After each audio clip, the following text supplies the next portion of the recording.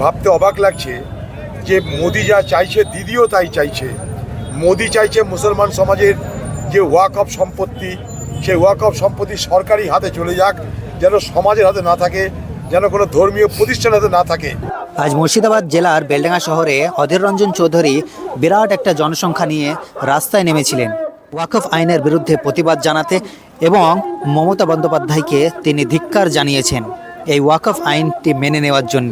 তিনি কি বলছেন আমরা সেটা একবার শুনে নেব।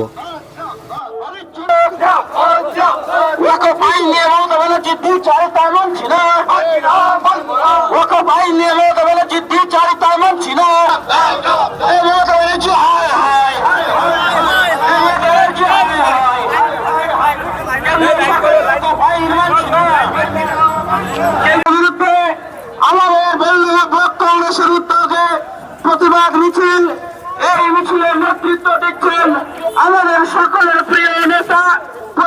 মিছিল কি বলবেন? আমরা বরাবরই বলছি একটাই কথা, যে ভারতবর্ষের সংখ্যালঘু মুসলমান সমাজের তাদের ধর্মীয় এবং সাংস্কৃতিক ভাবনার অধিকার ভারতবর্ষের সংবিধান দিয়েছে। আজকে সেই অধিকারগুলোকে কেড়ে নেওয়ার চেষ্টা করছে কেন্দ্রের বিজেপি সরকার। দুর্ভাগ্যের বিষয়, সেই কেন্দ্রের বিজেপি সরকারের সঙ্গে হাতে হাত মিলিয়ে পশ্চিমবঙ্গের তৃণমূল সরকার তারাও এই মুসলমানদের যে ওয়াকফ সম্পত্তি, এই ওয়াকফ সম্পত্তিকে যে মর্যাদা দেওয়া দরকার, সেই মর্যাদা সম্মান তারা দিচ্ছে না। ভাবতে অবাক লাগছে যে মোদি যা চাইছে দিদিও তাই চাইছে। মোদি চাইছে মুসলমান সমাজের যে ওয়াকফ সম্পত্তি, সেই ওয়াকফ সম্পত্তি সরকারি হাতে চলে যাক, যেন সমাজের হাতে না থাকে, যেন কোনো ধর্মীয় প্রতিষ্ঠান হাতে না থাকে। ঠিক একই কাজ করছে বাংলার দিদি মোদির সঙ্গে তালে তাল মিলিয়ে। এক নম্বর খতিয়ানে যদি আজকে কোনো রেজিস্ট্রেশন হয়, তাহলে সেইটা কিন্তু ভেস্টেড প্রপার্টি হয়, অর্থাৎ সরকারি জমি হয়ে যায়। আজকে যে সমস্ত মাদ্রাসা, মসজিদ, কবরস্থান যা কিছু আছে এই বাংলায়, সেগুলোকে বিএলআরও দপ্তর এক নম্বর খতিয়ানে নথিভুক্ত করছে। এক নম্বর খতিয়ানে নথিভুক্ত হওয়া মানে মসজিদের উপরে সমাজের অধিকার থাকবে না, কবরস্থানের উপরে সমাজের অধিকার থাকবে না, ঈদগাহে সমাজের অধিকার থাকবে না, সেগুলো সব চলে যাবে রাজ্যের হাতে, কখনো রাষ্ট্রের হাতে। তাহলে মুসলমান সমাজের যে নিজস্বতা, যে স্বকীয়তা, যে স্বাধীনতা, যেটা ভারতবর্ষের সংবিধান তাকে নিশ্চিত করেছে, তার পরিণাম কি হবে? 6ই ডিসেম্বর ভারতবর্ষে বাবরি মসজিদ ধ্বংস করা হয়েছিল। ঠিক তার আগের দিন 5ই ডিসেম্বর এই মুসলমান সমাজকে দ্বিতীয়বার আঘাত হানার জন্য তাদের সমস্ত ওয়াকফ সম্পত্তিকে 5ই ডিসেম্বরের মধ্যেই নথিভুক্ত করতে হবে। কেন? যদি নথিভুক্ত করতেই হয়, তাহলে 5ই ডিসেম্বরের মধ্যে কেন সেটাকে 5 বছর করা যাবে না? তা থেকে আসমান ভেঙে পড়বে সরকারের মাথার উপরে।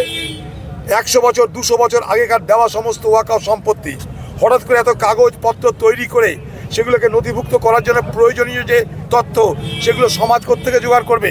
সেই জায়গায় দাঁড়িয়ে এখানে যখন নথিভুক্ত হচ্ছে, যত সম্পত্তি তার 10 থেকে 15 ভাগ নথিভুক্ত হচ্ছে।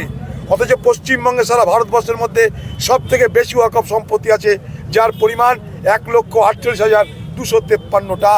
সারা ভারতবর্ষে যা নেই, পশ্চিমবঙ্গে ততটা ওয়াকফ সম্পত্তি আছে।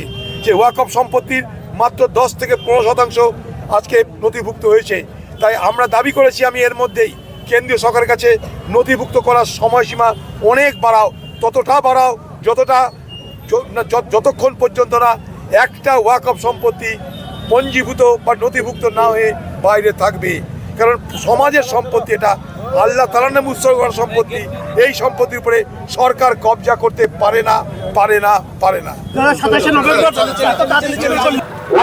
আইন বাতিল করার দাবিতে সেই সঙ্গে সঙ্গে পশ্চিমবাংলায় ওয়াকফ আইন লাগু হওয়ার বিরুদ্ধে এবং সংখ্যালঘু সম্প্রদায়ের মানুষের সঙ্গে মমতা ব্যানার্জির দ্বিচারিতা করার বিরুদ্ধে আমাদের প্রতিবাদ মিছিল। এই মিছিলের নেতৃত্ব দিচ্ছেন সারা বাংলার প্রতিবাদী কণ্ঠ প্রাক্তন কেন্দ্রীয় রাষ্ট্রমন্ত্রী তথা কংগ্রেস ওয়ার্কিং কমিটির সদস্য শ্রী